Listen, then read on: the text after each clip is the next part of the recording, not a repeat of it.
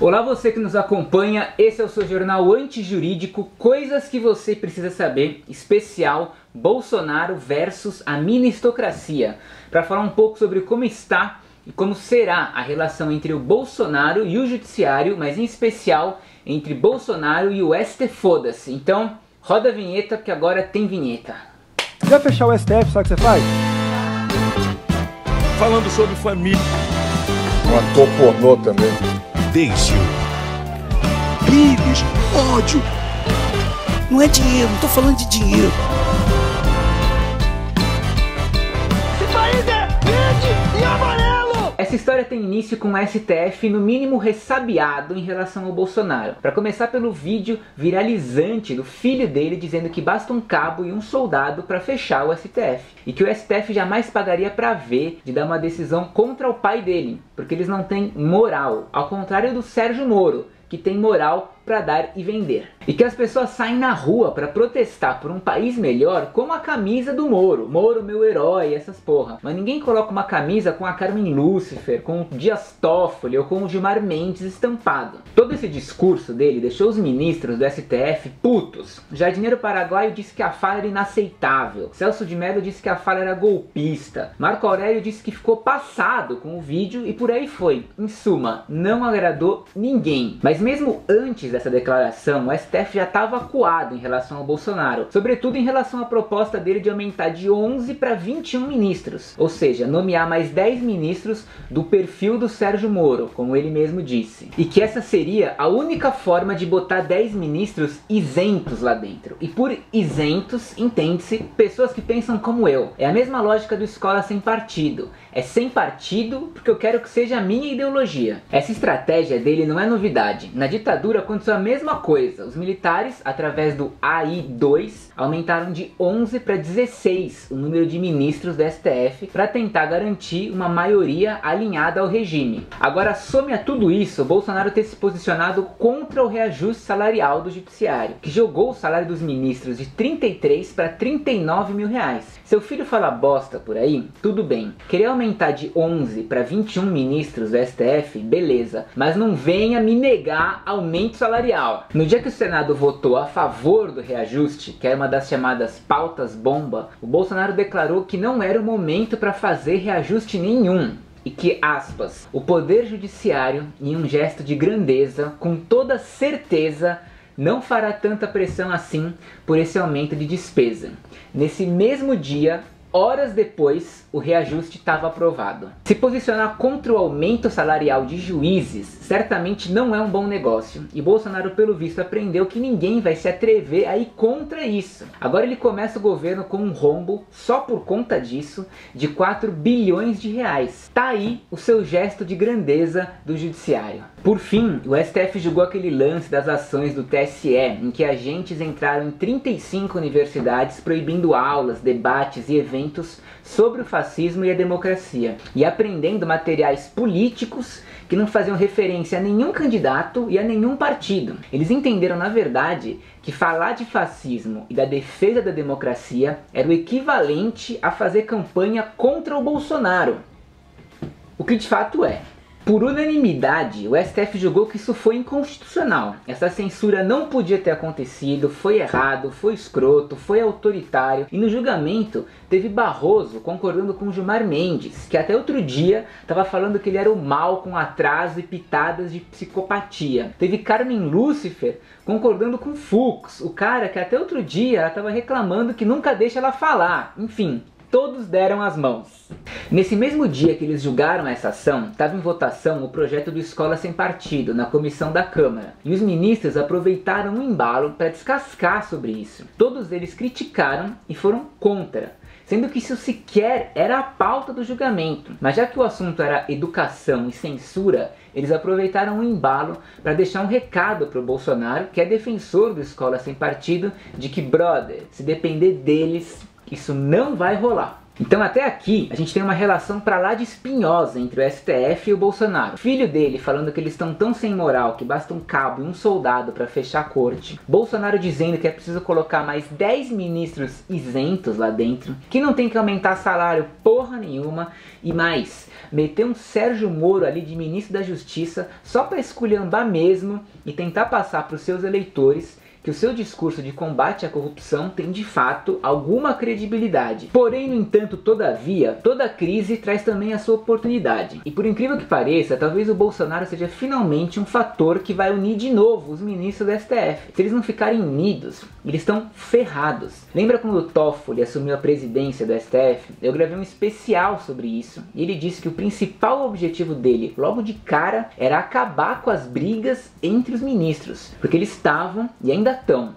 completamente fragmentados e queimadaços. Para qualquer corte de qualquer lugar do mundo ter a sua autoridade respeitada, ela precisa acima de tudo da confiança do público. E essa confiança vem não quando eles necessariamente julgam as coisas de acordo com a visão ideológica da maioria, ou seja, agradando a maioria. Mas vamos dizer assim, pelo contrário, a confiança do público é conquistada quando a maioria tem a impressão de que a corte está de fato afastada da política, independente das suas decisões. Agora puxa aí da sua memória. Até antes do mensalão, o STF não era o centro da mídia. Tipo, se você era uma pessoa normal, STF não significava muita coisa pra você.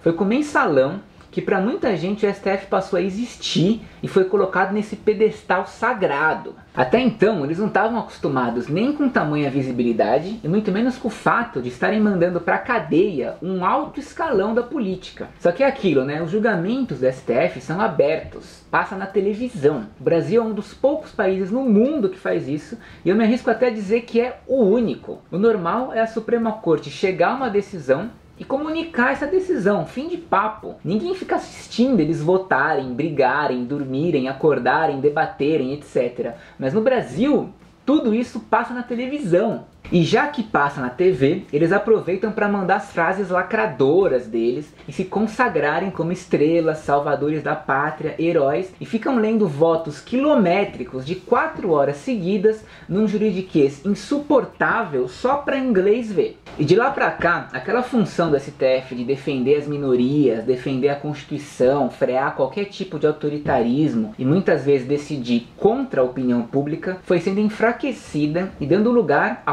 políticos de toga. Ou seja, os ministros passaram a usar sua posição de forma política e a julgar de acordo com a vontade da maioria. Isso porque o Supremo precisa lidar com uma espécie de déficit democrático, já que nenhum deles ali recebeu sequer um voto para estar lá dentro. E conforme eles vão se tornando menos juízes e mais políticos, para agradar a população, eles começam a decidir de acordo com o que as massas querem. É por isso que a gente viu o Fux dizendo que o juiz deve atuar de acordo com o anseio popular, Barroso dizendo que o STF deve escolher a voz das ruas em vez da Constituição. Quer dizer, eles se tornaram uma corte completamente populista. Agora, o mais maluco disso tudo é você parar para pensar que esse modelo de tribunal, o STF, ele foi justamente pensado para controlar as maiorias eventuais, porque nos momentos de crise, tanto cidadãos quanto políticos ficam bizarramente seduzidos em violar todo tipo de direito. Então a gente tem ministros dessa corte dizendo abertamente que vão julgar sim,